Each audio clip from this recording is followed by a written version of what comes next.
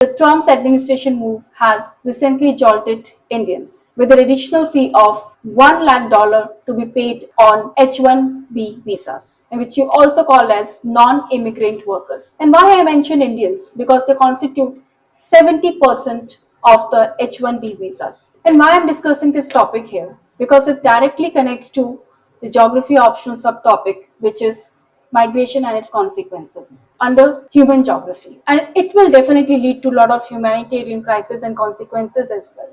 Now, people dependent on the US for their jobs, and especially many tech giants, for example, Amazon, Goldman Sachs, JP Morgan, all of them are dependent on the foreign workers, as the Trump has already said that H-1B visas are being abused. Why he said so? He said so because the people were being paid lesser salaries as compared to their American counterparts. And earlier also in 2015, he has tweeted, I will going to end forever H-1B visas. That means that from 2015 he has been aiming at MAGA, which is Make America Great Again. Now, how Indians are going to actually get impacted?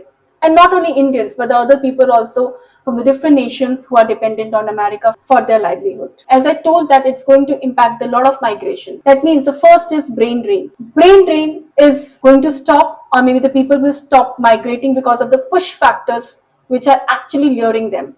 America has been lucrative market for a very long time.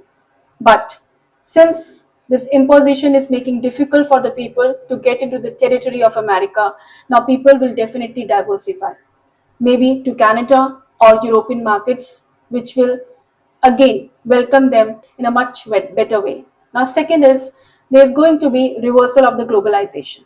We have been banking on the word globalization since 1991, where we talk about free movement of the people. But if these are going to be the restrictions, then the movement of the people is also going to be very difficult.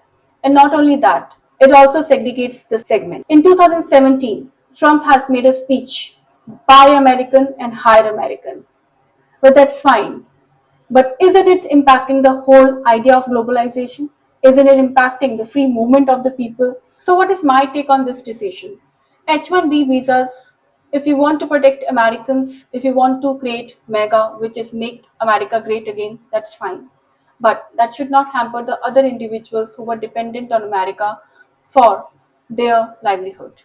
And not only that, because of the distress which will be coming from all this scenario, it is going to be much more what has been estimated on papers.